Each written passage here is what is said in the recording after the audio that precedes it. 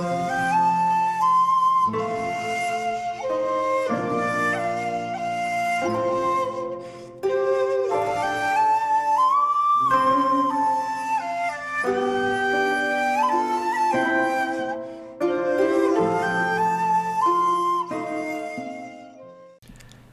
there, this is Solitary Ronin from Solitary Ronin Films, and welcome to our random review.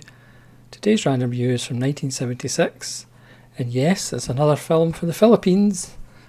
It's Once a Moth.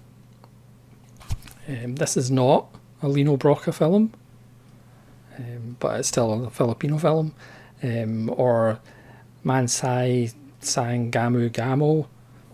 Again, I apologise to anybody from the Philippines.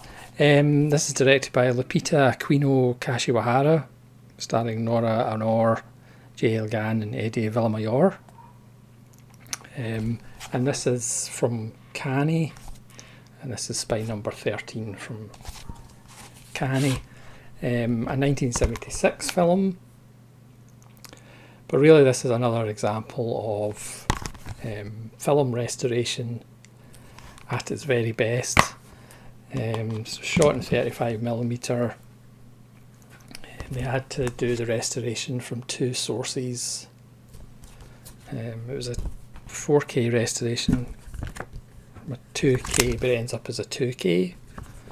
They had to get like the first 9 minutes from one source and the rest of the film from another source, and still, because of the degradation, the first 9 minutes of this Blu-ray are somewhat soft and blurry. I mean, Canny put a nice message at the start to say, you know, I hope you won't be too upset, and, you know, treat the first 9 minutes the way they should be treated.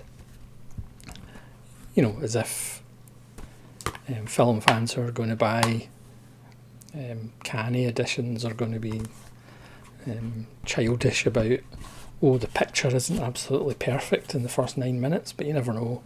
The filmmaker, Lupita Aquino Kashiwahara, said that this is not an anti-American film, but you can make up your own mind.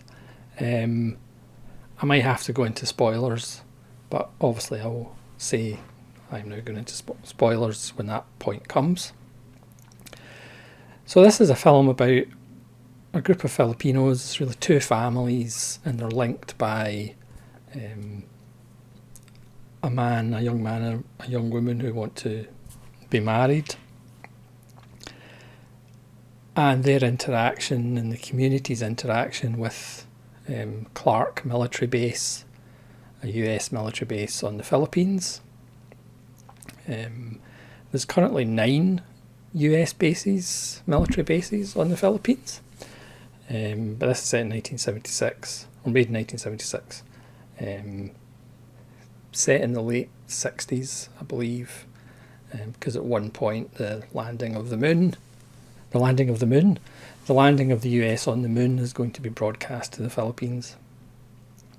So it's really the film about the American dream, but as you can probably guess, this was made in the 70s, so it becomes an American nightmare.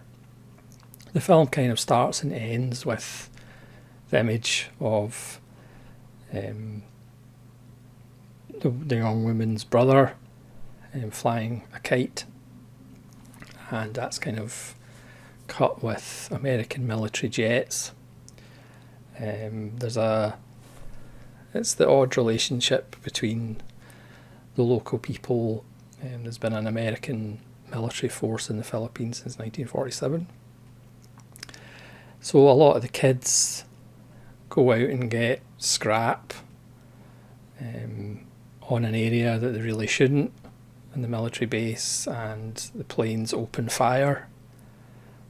So there's instances of like children being shot by American planes, but the Americans just write this off as accidents. because they're not supposed to be there. But finding scrap metal and empty munitions, that is its own kind of industry for the community.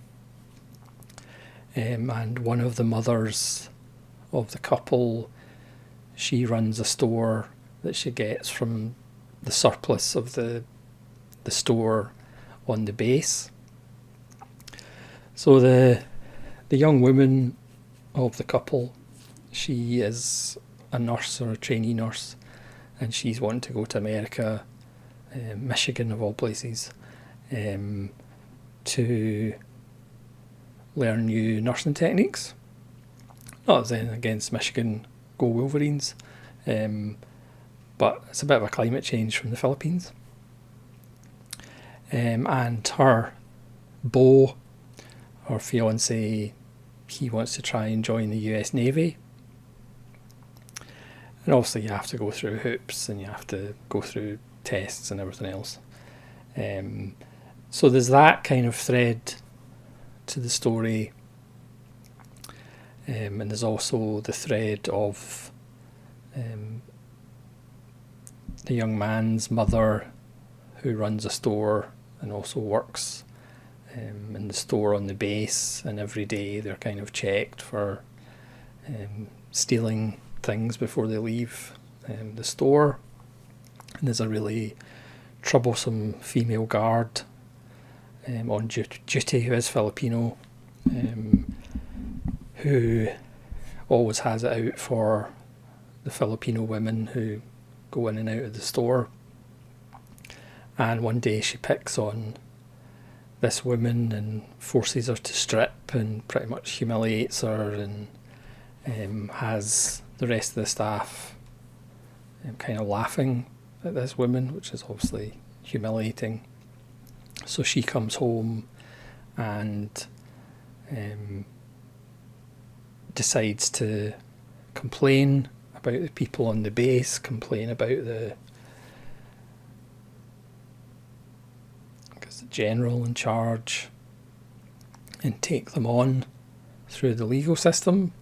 But of course the US base has its own laws basically, and can't be prosecuted by Filipino law. They're essentially a law unto themselves. There are reprisals that happen. So the female guard comes with a couple of army goons and confiscates the contents of the women's store. And the relationship that they have with the base and the Americans kind of deteriorates until really bad things happen, and it changes everybody's view of America and the American dream and wanting to go to America. The grandfather is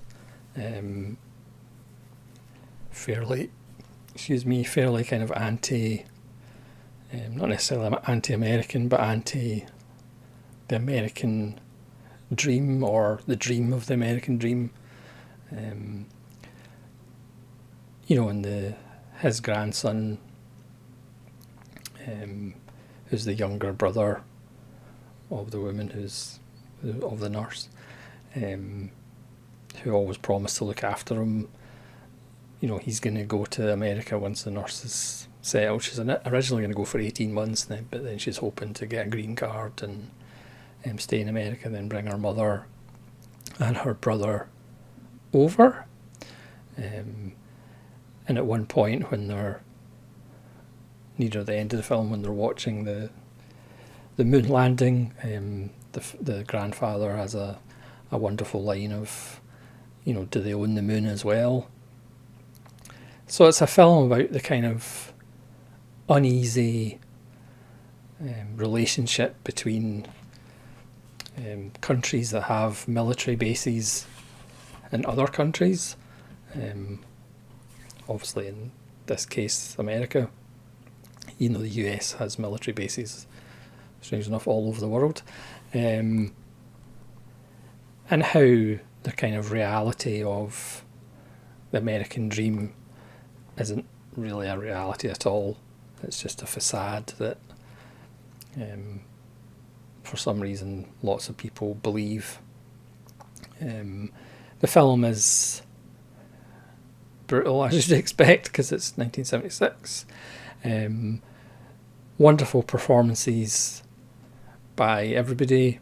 The restoration work, again, as they say, there's a couple of extras that are on the restoration. There's a 9-minute one from 2023 on the process of the restoration, which could have been longer, before and after, which is just a comparison, because it was so bad that the colour from the film had pretty much been faded.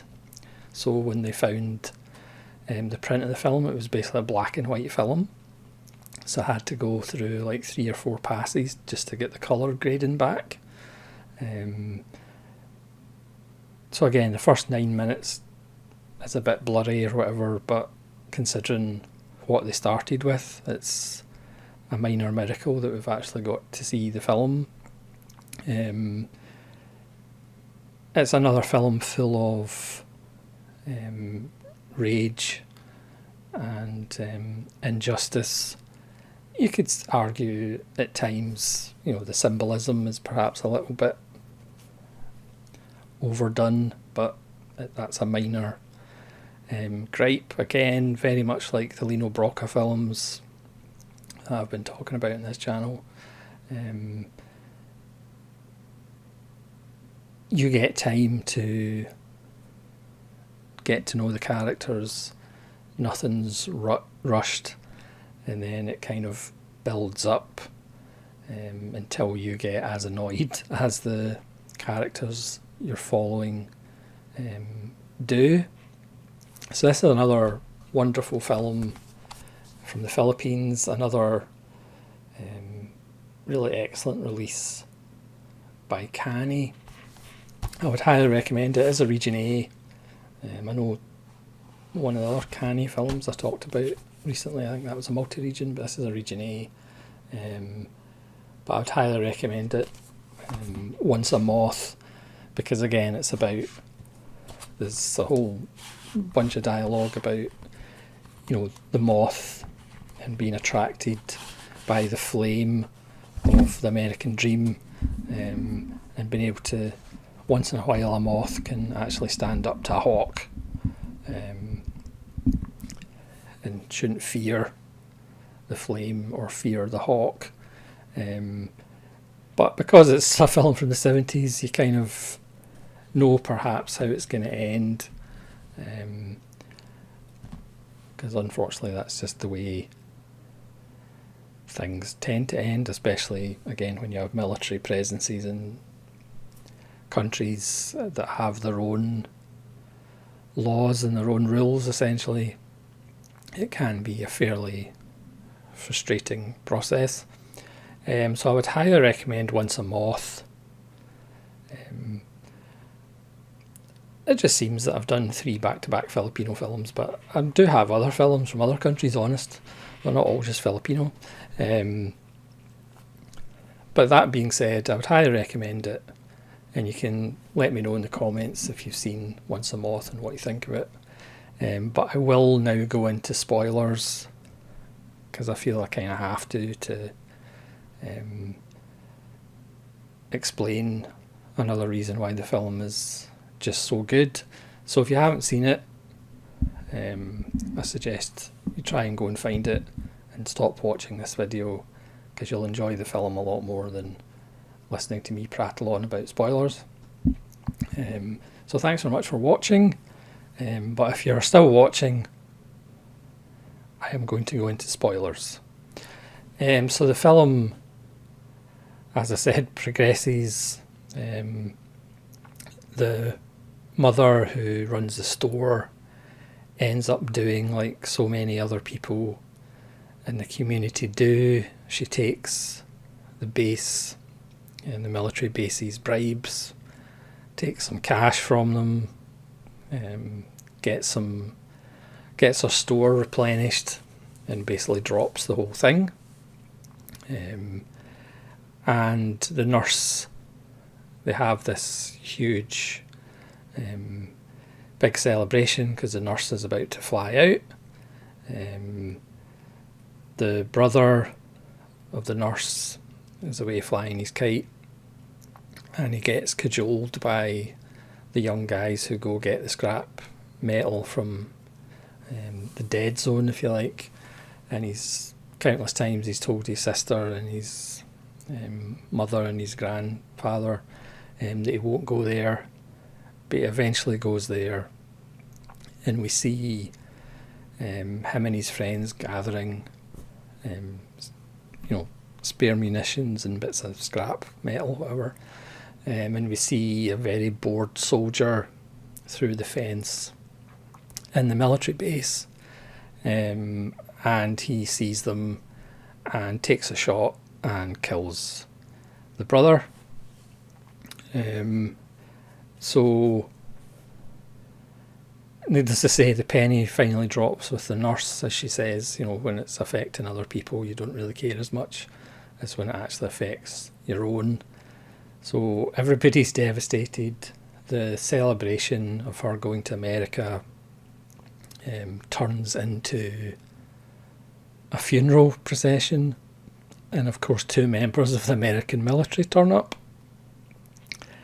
with cash, as they tend to do, because money solves all problems, right? And their excuse is that the American soldier, strange enough called John S. Smith, thought that her brother was a wild boar, despite the fact that he was wearing a white t-shirt with blue jeans. And I'm not David Attenborough, but I don't think I've seen too many wild boars standing on 2 legs with a white t-shirt and blue jeans on. It was a bit of a distance away, but I wouldn't really say he would appear like a wild boar. And of course that enrages the nurse, who has another, some of the best dialogue in the film. My brother's a human being, he's not an animal, my brother's not a pig. But it's just that wonderful idea of the fact that the military just looks at these people as animals, just as animals are slaughtered. There's a wonderful scene during the ceremony where they bring in a pig, and unfortunately, if you don't like animals being killed on camera, the pig is slaughtered and cooked for the celebration of the nurse going to America, which turns into a funeral.